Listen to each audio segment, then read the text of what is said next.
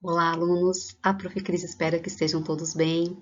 Vamos dar continuidade ao estudo da álgebra e na aula de hoje vamos estudar monômio ou termo algébrico. Então, vamos analisar essa figura, que é uma representação do retângulo cujas medidas dos lados expressas em unidades de comprimento são 2x e y.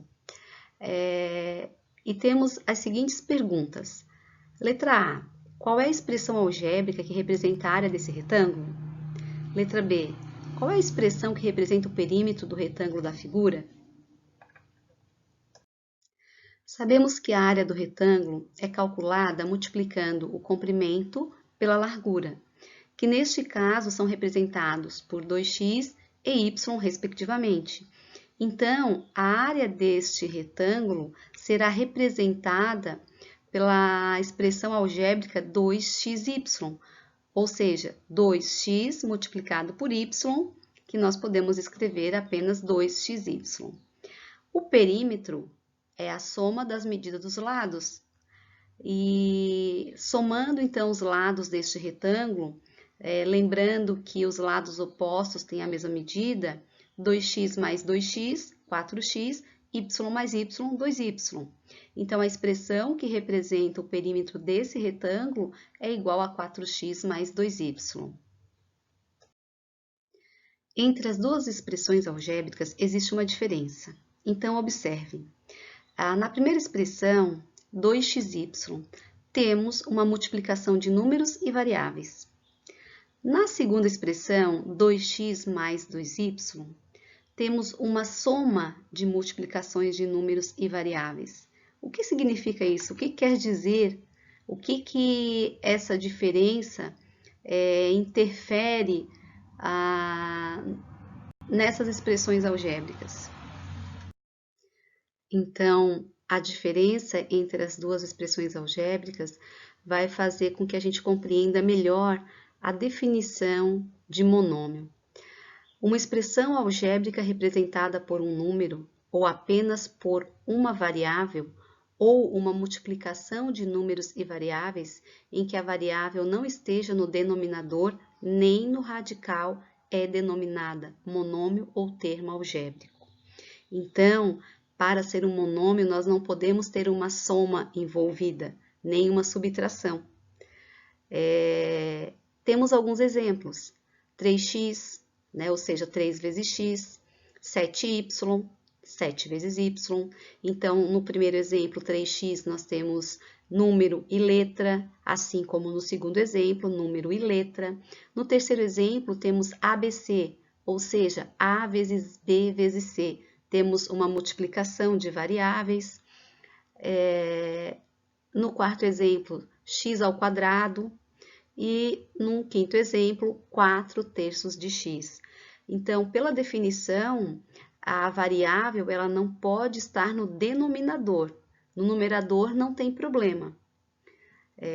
Então, essa é a definição de monômio ou termo algébrico. Outros exemplos de monômios. As expressões que representam área e perímetro de um quadrado de lado A também são exemplos de monômios. Lembrando que o perímetro é a soma dos lados, então, num quadrado de lado A mais A mais A mais A, nós representamos apenas por 4 vezes A ou simplesmente 4A. A área do quadrado, lado vezes lado, então, para este quadrado, A ao quadrado. São exemplos de monômios. E o terceiro e último exemplo é de que todo número real é considerado um monômio. Um monômio geralmente é formado por duas partes. Um número, chamado coeficiente do monômio, e uma variável ou multiplicação de variáveis, considerando inclusive seus expoentes, chamada parte literal. Exemplos. No monômio 3x, o 3 é o coeficiente desse monômio, o x a parte literal. No segundo exemplo, 10a²b. O 10 é o coeficiente do monômio e a² b a parte literal. E no terceiro exemplo, menos 15. O coeficiente desse monômio é menos 15 e não tem parte literal. Observações importantes sobre monômio ou termo algébrico. Como o número 1 é o elemento neutro da multiplicação, temos que 1x é igual a simplesmente x. 1a² igual a a²b. O coeficiente desses monômios é 1, mas não precisamos colocá-lo na frente das variáveis. Letra B, menos 1x igual a menos x. Menos 1a²b igual a menos a²b. O coeficiente desses monômios é menos 1, mas da mesma forma que na letra A, não precisamos colocar o 1 na frente dessas variáveis, desse monômio. E quando o coeficiente de um monômio é zero, o monômio representa o número real zero e é chamado monômio nulo. Por exemplo, 0x é igual a zero, 0a²b é igual a zero. Então, essas são as observações importantes sobre monômio ou termo algébrico. Grau de um monômio.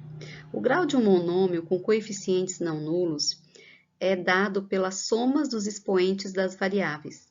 Por exemplo, no monômio 6x² y na quinta. Este monômio é do sétimo grau, porque somando o expoente 2 do x com o expoente 5 do y, temos 7. Sendo assim, o monômio é identificado como sendo do sétimo grau. 4/3 de AB é do segundo grau, porque observando as variáveis AB, mesmo que o 1 como expoente ele não precisa ser indicado, mas para calcular o grau do monômio, nós temos que lembrar que, na verdade, temos A elevado ao expoente 1 e B também elevado ao expoente 1. Então, 1 mais 1, 2, sendo assim, esse monômio é do segundo grau. O monômio 5,1y na sexta é do sexto grau, pois a única variável que nós temos é o y e o seu expoente é 6. E o monômio 10 é de grau zero. Como este monômio não tem parte literal, então dizemos que o seu grau é igual a zero. O grau do monômio também pode ser dado em relação a uma de suas variáveis. E nesse caso, o grau do monômio corresponde ao expoente da variável considerada. Por exemplo, o monômio 3x² y na quinta é do segundo grau em relação à variável x. Se tomássemos por base a variável y, este monômio seria do quinto grau. Já no monômio 4/3 de AB, é do primeiro grau em relação à variável b. Nesse caso, também seria do primeiro grau em relação à variável a, porque ambas as variáveis têm como expoente o 1. Então, não esqueçam que para observar o grau do monômio em relação a uma variável, olhamos para o expoente dessa variável. Monômios semelhantes. Observem os monômios 3x² y na quinta e 6x² y na quinta. Possuem a mesma parte literal. Aqui, quando dizemos a mesma, é exatamente a mesma variável, o mesmo expoente, e nesse caso, x² y na quinta é a parte literal dos dois monômios. E quando dois ou mais monômios apresentam a mesma parte literal, eles são denominados monômios semelhantes ou termos semelhantes. Não são semelhantes, por exemplo, os monômios 7x³ y e menos 4xy². Não esqueçam, para que eles sejam semelhantes, exatamente as mesmas letras com os mesmos expoentes. Aí sim, nós consideramos monômios semelhantes ou termos semelhantes. Espero que vocês aproveitem as informações da aula de hoje e desejo a todos bom estudo.